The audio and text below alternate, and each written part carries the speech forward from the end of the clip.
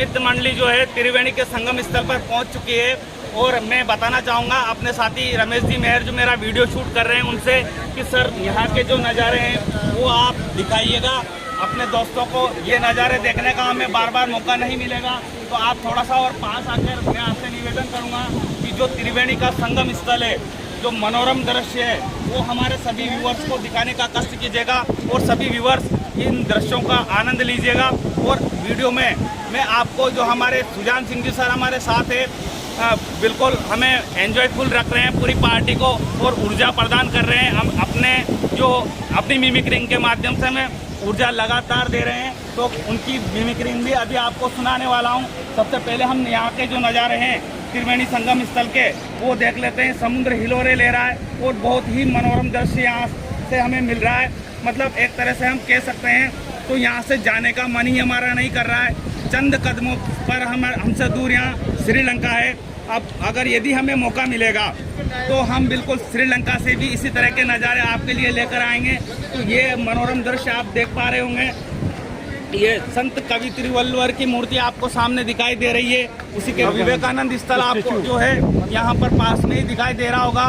तो और यहीं पर जो हमारे यहाँ के जो घूमने वाले हैं या यात्रीगण हैं वो आए हैं, तो वो जो है अपना स्नान का आनंद भी साथ में ले रहे हैं। साथियों, हमारा कारवां पिपल्या खेड़ा बालाजी से प्रारंभ हुआ था यात्रा के लिए और हम वहां से इंदौर एयरपोर्ट पहुंचे थे। उसके बाद हैदराबाद पर वाया हैदराबाद होते हुए तिरुपति के हमने दर्शन किए। अब तिरुपति के बाद हम जब रामेश्वर पहुंचे तो रामेश्वर भी हमने वहां जो समुद्र के नज़ारों का आनंद लिया।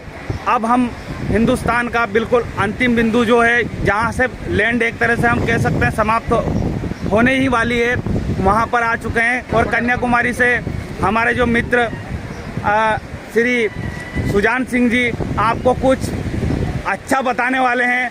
आप यहाँ वीडियो में समुद्र के नज़ारे तो देख ही पा रहे होंगे, पर वो कुछ अच्छा और जानकारी आपके साथ शेयर करने वाले हैं। जो उनके मन में उद्गार हैं वो शेयर करने वाले हैं, तो उनकी बातों को थोड़ा आप गौर से सुनिएगा और एंजॉय कीजिएगा।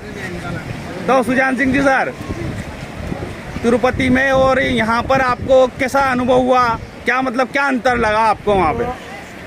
सबसे पहले मैं आपके मीडिया के माध्यम से बताना चाहूँगा कि ये जो हम भारत ब्रह्मांड में निकले हैं उससे एक चीज़ सीखने को मिली है, देखने को मिली है, जिसने भी इंडिया की जो कल्चर है हाँ उससे हम रूबरू हुए। अच्छा। जैसे हम राजस्थान से आते हैं, हाँ, तो राजस्थान की जो संस्कृति है वो साउथ की संस्कृति से मेल जोल नहीं करती। अच्छा, जैसे थोड़ी हार्ड संस्कृत। साउथ इंडिया जो है उसकी जो संस्कृति है वो सारे जो हिंदू धर्म है सारे मिले जुले, सारे जो जितने भी कर्मकांड होते हैं वो सारे एक जैसे। बस छोटा सा अंतर है साउथ के मंदिरों में क्या है, एक तो कुछ आपको उसके लिए राशि देना पड़ेगी जिसके बाद आपको दर्शन होंगे। देखो, मैं आपके मीडिया के माध्यम से कहना चाहूँगा कि जाओ मंदिरों में दर्शन करो। जहाँ पर अगर आपको रसीद या कुछ शुल्क ले वहाँ पर आप, मैं ये कहना चाहूँगा, मैं दर्शन के खिलाफ हूँ। अच्छा, मतलब जो राशि ली जाती है उसके खिलाफ कोई भी जनता इतनी दूर से आ रही है, 25-30 किलोमीटर से चल के आ रही है, तो अगर आप उससे राशि लेके दर्शन करा रहे हो तो उसकी भावना को ठेस पहुँचे। अच्छा सर, आपसे दूसरा सवाल मतलब दूसरा सवाल मेरा ये है कि जो आपने वहाँ तिरुपति में जो दर्शन किए थे, यदि आपको वहाँ का कोई राजनेता का पद दे दिया जाता तो जो आम जनता वहाँ दर्शन कर रही थी उसमें मैंने कुछ अंतर महसूस किया, और वीआईपी लोग जो दर्शन कर रहे थे उसमें कुछ अंतर आपने भी महसूस किया होगा। तो यदि आपको राजनेता बना दिया जाए वहाँ का, तो आप कैसे वहाँ जो मंदिर है उसमें दर्शन में क्या सुधार करना चाहेंगे? अगर वहाँ का जो मुख्यमंत्री होता, हाँ वाजिब बात, मुख्यमंत्री राज्य का मुख्य होता है, हाँ सर्वा एक तरह मुख्य होता है। मैं सबसे पहले वहाँ पे जो दर्शन करने का जो तरीका है मंदिर का, हाँ, उसमें थोड़ा सा चेंज कर लाता। जैसे कौन कौन से तरीके सर आपको गलत लगे वहाँ पे? जैसे हम यहाँ से दिन में 4 बजे लाइन में लगे, अच्छा, 4 बजे 4 बजे बैरिकेड्स लगे हुए थे। एक आम आदमी के नाते लगे हुए थे। बस अगर आप उसको क्यू में चला रहे हो तो मेरा मानना ये है कि उसको लगातार चलाओ। बीच अच्छा, बीच में आप 2-2 घंटे में आप उसको एक स्टॉप कर रहे हो मतलब? स्टॉप करो और 1,000 1,500 के लगभग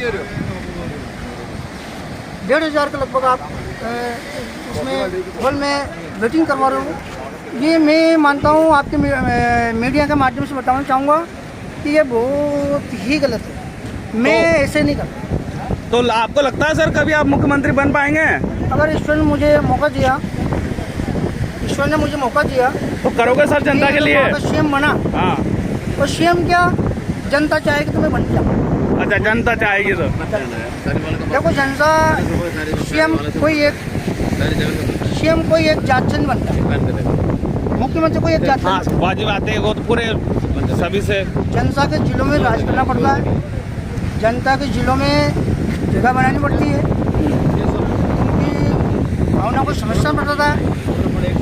कोई एक जाति का सीएम नहीं होता, सीएम 36 कौम का, बिल्कुल सही बात है जो आपकी। 36 कौम को साथ लेके चलता है वो मुख्यमंत्री होता है।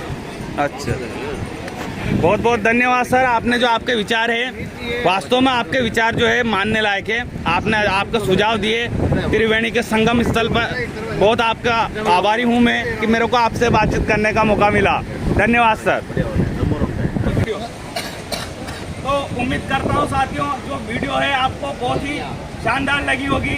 इसमें हमारे साथी सुजान सिंह जी ने जो सुझाव दिए हैं वो दिल से सुझाव दिए हैं। हमारा भी मानना यही है कि वास्तव में जो है हमने कुछ परेशानियां देखी है, इस सफ़र में कुछ परेशानियां भी हमारे सामने आई है, तो उनका वास्तव में सुधार होना चाहिए। जैसे हम तिरुपति पहुंचे थे, वहाँ हमें कुछ समस्याएं आई थी, तो भगवान VIP का नहीं है, भगवान सबका है, गरीब हो अमीर हो सबके लिए समान दर्शन की व्यवस्था हर जगह होनी चाहिए। हमने यहाँ दक्षिणी भारत में भी ये चीज़ देखा है, जहाँ थोड़ी सी प्रॉब्लम आ रही है, हमें महसूस हुई है दिल से। और तिरुपति में गए हैं तो वहाँ भी जो VIP लोग हैं उनको दर्शन करने के लिए तो बहुत आसानी से टाइम मिल जाता है, लेकिन हमें 12 घंटे का टाइम लगा था। तो मैं अपने व्यूअर्स के माध्यम आपको इस वीडियो के माध्यम से कहना चाहूँगा कि आप तिरुपति में जाएँ, कभी भी दर्शन करने का आपको मौका मिले तो आप वहाँ पर जो है अपना टोकन जरूर कटवा लीजिएगा, अन्यथा आपको 12 घंटे का वेट करना पड़ेगा।